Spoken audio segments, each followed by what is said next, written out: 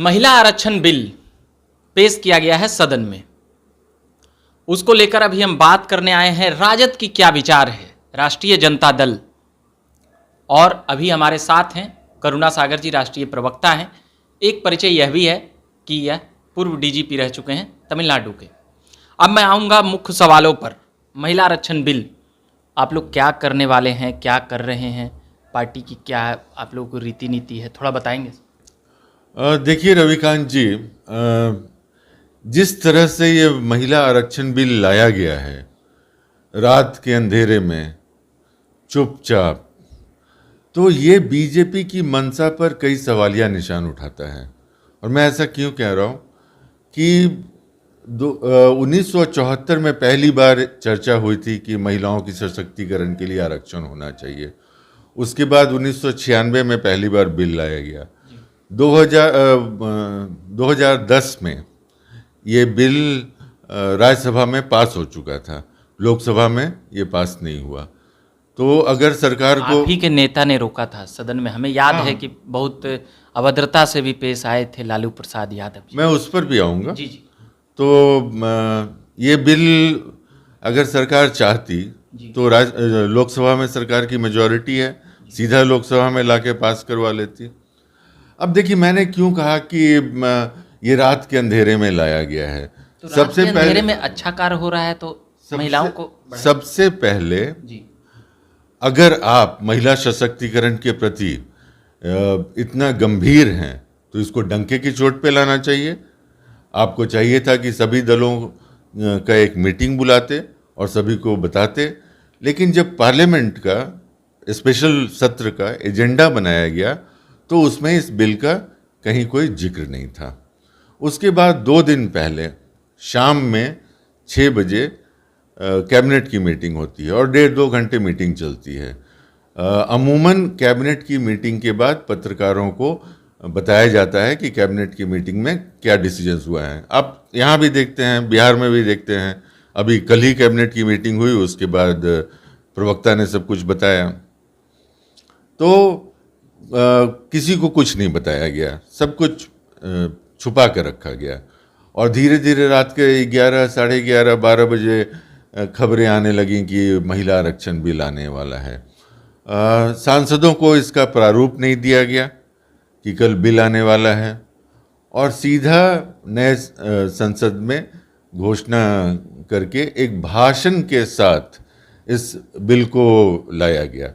देखिए, बीजेपी के चुनावी घोषणा पत्र में 2014 में और 2019 में दोनों में इस बिल की बात की गई थी, महिला आरक्षण की बात की गई थी। लेकिन आज 2023 के अंत में क्यों बीजेपी जगी है महिला आरक्षण के लिए, इसका कारण इनका महिला सशक्तिकरण के प्रति गंभीर होना नहीं है। इसका वोट बैंक, बिल्कुल आपने मेरी ही बात कह दी। नहीं तो एक बातें आती है करुणा सागर जी कि कोई अच्छा काम हो रहा है और उसको लेकर राजनीति हो रही है, तो ये तो अच्छी बात है कि 33% महिलाओं को दी जा रही है, सीट आरक्षित की जा रही है, महिला उत्थान के हर एक पार्टी समर्थक रही है, बात करती। तो इसमें क्या, देखिए, कोई भी कमी क्या है? कोई भी पार्टी, हाँ बिल्कुल आपने बहुत अच्छा सवाल किया। कोई भी पार्टी महिला आरक्षण के खिलाफ नहीं है जी। और हर पार्टी चाहती है कि देश की आधी आबादी को उसकी सुदृढ़ उसका रिप्रेजेंटेशन हो, चाहे वो असेंबलीज हो या पार्लियामेंट हो, सब जगह हो, इसमें कोई शक नहीं है। अब ऑब्जेक्शन क्या है? देखिए, आप पत्रकार हैं, आपने देखा होगा कि जब भी कोई पार्लियामेंट बिल पास करता है, जैसे ही बिल पास होता है वो कानून बन जाता है और उसी क्षण से लागू हो जाता है। इस बिल में क्या स्पेशल प्रावधान लाया गया है कि ये बिल एक साल नहीं, 24 लोकसभा के बाद ये लागू होगी, वो भी नहीं जी। इसमें कोई टाइमलाइन नहीं है। ये बिल 5 साल के बाद लागू होगा या 10 साल के बाद या 15 साल के बाद, कहीं कोई टाइमलाइन नहीं है। कहा क्या गया है कि पहले सेंसस होगा, उसके बाद डिलिमिटेशन होगा, उसके बाद कॉन्स्टिट्यूएंसीज का चुनाव होगा। तो देखिए 2026 तक तो वैसे भी सेंसस नहीं होने वाला है। सेंसस हर एक 10 साल में होता है, 2021 में होना चाहिए था, नहीं जो अभी तक नहीं हुआ है। तो ये 26 के बाद होगा या 31 के बाद होगा, 10 साल के बाद होगा, किसी को नहीं पता है। तो जब तक ये सेंसस नहीं होगा, डिलिमिटेशन नहीं होगा, महिलाओं को आरक्षण नहीं मिलेगा। अगर बीजेपी की सरकार इतनी गंभीर थी तो 2024 में कर देना था। अगर आप कह रहे हैं कि 181 सीटें महिलाओं के लिए आरक्षित होंगी तो 2024 में करने में क्या दिक्कत है। तो ये एक और जो बीजेपी का इतिहास रहा है कि आप वादे करते हैं, वादे पूरे नहीं करते हैं और कुछ दिन के बाद बोलते हैं कि चुनाव के समय तो बहुत सारी बातें की जाती हैं, ये तो एक चुनावी जुमला था। तो क्या देश की माताओं और बहनों को आप उनका सशक्तिकरण करना चाह रहे हैं या एक चुनावी जुमला फेंक रहे हैं? क्योंकि किसी भी अगर कोई भी कॉन्ट्रैक्ट होता है किसी भी दो इंसान के बीच में भी, तो उसमें एक टाइम लाइन होता है। अगर हम आपसे उधार लेते हैं तो हम बोलेंगे कि हम 3 महीने में या 6 महीने में वापस करेंगे। यहाँ पर कोई टाइम लाइन नहीं है। और 15 सालों के लिए कहा गया है किसकी सरकार बनेगी, 2029 में किसकी सरकार बनेगी, ये तो भविष्य के गर्भ में है। तो ये सरकार कहाँ से, किस तरह से गंभीर है महिला आरक्षण के बारे में? पर इसमें 15 साल का कहा गया है कि ये 15 साल तक लागू होगा, फिर उसके बाद अगले 15 साल बाद फिर से सदन पास करेगी और तब ये बिल। उसमें कोई बुराई नहीं है। 15 एक अच्छाई, इसमें कोई बुराई नहीं है। जैसे जो जातिगत आरक्षण भी आया था तो 10 साल के लिए आया था और हर एक 10 साल के लिए उसको संविधान में संशोधन करके आगे बढ़ाया जाता है। तो ये कहना कि 15 साल का है और 15 साल के बाद वो, इसमें कोई नहीं। मेरा ये प्रश्न सीधा ये है कि महिलाओं को जिस आरक्षण का विश्वास दिलाया जा रहा है वो कब होगा, पहला सवाल। मतलब आपके कहने का मतलब है कि ठगा जा रहा है सीधे तौर पे। बिल्कुल। और चूंकि इनका ट्रैक रिकॉर्ड इतना खराब है कि जनता इन पर विश्वास नहीं कर सकती है। ये हर वादे से मुकर जाते हैं। तो हर वादे विश्वास पर करती है सर कि 300 सीट दे रही है भाजपा को। दिया है, विश्वास किया है। लेकिन आज की स्थिति देखिए, आज समाज में किस तरह से इनकी स्थिति है उसको देखिए। अच्छा, दूसरी जो एक मुख्य बात है वो है कोटा विद इन कोटा। तो शुरू से ही जो समाजवादी विचारधारा के लोग रहे हैं, बाकी भी जो विपक्ष की पार्टियां रही हैं, सबका ये डिमांड रहा है कि समाज में जो इनइक्वालिटी है, जो विदेश है लोगों के बीच, वो महिलाओं में भी है। सिर्फ पुरुष गरीब नहीं होता है, सिर्फ पुरुष प्रताड़ित नहीं होता है, सिर्फ पुरुष बेरोजगार नहीं होता है। जातीय आरक्षण की आप बात कर रहे हैं। बिल्कुल। तो जातीय आरक्षण जो पुरुषों को दिया जाता है वो महिलाओं को भी मिलना चाहिए।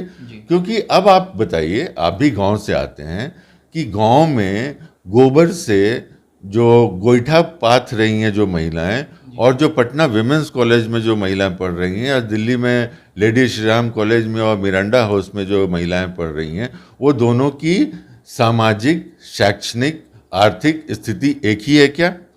और इसका एक दिल्ली विश्वविद्यालय के एक प्रोफेसर हैं, प्रोफेसर लक्ष्मण यादव, उन्होंने स्टडी किया है कि आज़ादी के बाद से 650 महिलाएं सांसद बनी। उसमें से सिर्फ 2.5% महिलाएं, 2.5% महिलाएं SC, ST, OBC से आई हैं। मतलब 650 में 25 से भी कम। तो ये स्थिति रही है। और देखिए, मतलब वो SC, ST, OBC के महिलाओं को दिया जाए आरक्षण। इसमें आप लोगों की मेन बात है, लालू जी भी 10 साल पहले। देखिए, महात्मा गांधी क्या कहते थे रविकांत जी? महात्मा गांधी कहते थे कि तुम जब भी कोई कानून बनाओ तो उस कानून का टेस्ट कैसे होगा कि कानून सही है या नहीं है। उसका टेस्ट तभी होगा जब वो समाज में आखिरी पायदान पर खड़े हुए व्यक्ति को उससे लाभ पहुंचेगा। तो ये जो आप बना रहे हैं, ये एक 33.5% के एलीट महिलाओं के लिए बना रहे हैं। अब मेनका गांधी, बृंदा कारत और स्मृति ईरानी तो सशक्त हैं, वो तो वैसे भी आ जाएंगी।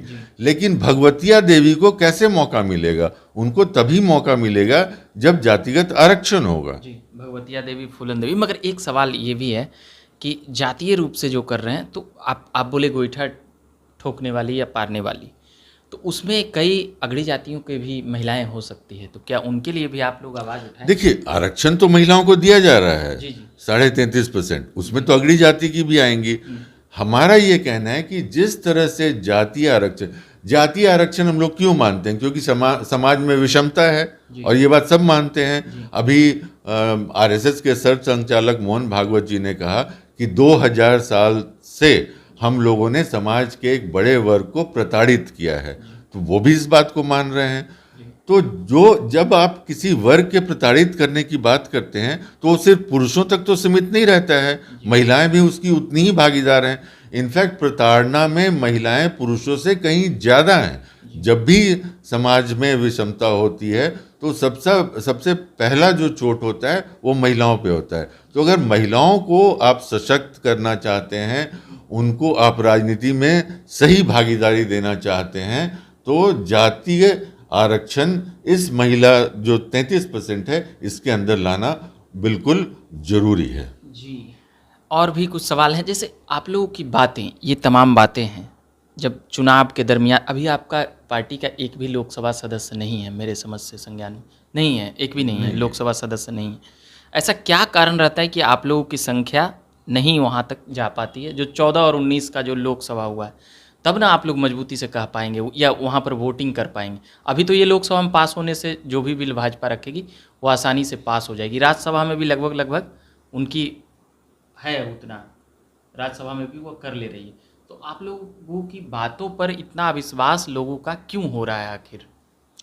नहीं, हमारी बातों पर अविश्वास नहीं हो रहा है। और देखिए, संख्या को मद्देनजर नहीं, आप पिछले चुनाव में क्या हुआ उसको छोड़ दीजिए, आगे के चुनाव में देखते हैं क्या होगा। और जिस तरह से हमारी पार्टी जिस मजबूती से इस समय खड़ी है, और महागठबंधन जिस मजबूती से राज्य में खड़ा है, आप देखिएगा कि चुनाव का परिणाम क्या होगा। और पहली बात, और दूसरी बात कि इस मुद्दे पर सभी दल सहमत हैं, और इंडिया गठबंधन के सभी दल। आज श्रीमती सोनिया गांधी ने पार्लियामेंट में भाषण दिया, और उन्होंने कहा कि उनके लिए एक बहुत इमोशनल मोमेंट है, क्योंकि ये बात उनके पति ने शुरू किया था और ये उस कार्य को पूरा करना चाहती हैं। लेकिन उन्होंने भी इसी बात को अंडरलाइन किया कि SC ST OBC रिजर्वेशन, इस जो व्यवस्था जो बनाई जा रही है, इसमें होना जरूरी है, नहीं तो सिर्फ आप एलीट महिलाओं का क्लब बनाएंगे। बिल्कुल, मतलब इससे जो पढ़े लिखे हैं, जो दिल्ली यूनिवर्सिटी और पटना यूनिवर्सिटी में, वो लोग ही जा पाएंगे।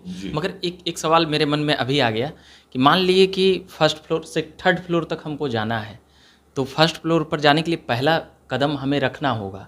तो हो सकता है कि यह एक पहला कदम है, और आगे फिर और भी जो इसमें आरक्षण की कोटे होंगे वो शामिल किया जाए। तो पहले फ्लोर पे चढ़ने के लिए हो सकता है कि पहला, तो आप लोग इस पर समझ। देखिए, आज ये बताइए, कोई भी चढ़ना चाह रहे हैं टॉप पर, ये भी एक प्रश्न हो सकता है। रवि, ये बताइए कि आज इस देश का कोई भी राजनीतिक दल जातीय आरक्षण का विरोध करता है? नहीं करता है ना, नहीं करता है। तो आप ये कैसे मानते हैं कि सभी महिलाओं की स्थिति एक है? आपको भी मालूम है, और हर आदमी जो इस देश में है उसको मालूम है कि महिलाओं की विभिन्न परिस्थिति है, चाहे वो सामाजिक हो, शैक्षणिक हो, आर्थिक हो, उनके गांव में रहने का हो, मेट्रोपॉलिटन सिटी में रहने का हो। तो ये इसमें विषमता है जी। और ये विषमता, ये तो एक ऐतिहासिक क्षण है कि अगर हम एक प्रोग्रेसिव, एक आगे देखने वाला, एक आधुनिक भारत का अगर एक बड़ा कानून बना रहे हैं महिला सशक्तिकरण के लिए, तो उसमें इसको समाहित करके और इसको ऐसे स्वरूप में हम सामने लाएं ताकि इस देश की जो सबसे गरीब, जो सबसे कमज़ोर, जो सबसे पिछड़ी महिला है, वो भी ये सपना देखे कि हम भी कभी विधानसभा में और लोकसभा में जाएंगे, हम भी कभी मुख्यमंत्री बन सकते हैं, हम भी कभी प्रधानमंत्री बन सकते हैं। आखिरी सवाल, आपने कहा कि जातीय आरक्षण का विरोध कोई पार्टी नहीं करती है, राजद करती है जातीय आरक्षण का विरोध। नहीं, याद आ गया अचानक आप ही के साथ। EWS का पूरा कॉन्सेप्ट ही अलग है। और ईडब्ल्यूएस जातीय नहीं है ना, उसका तो आर्थिक आधार है।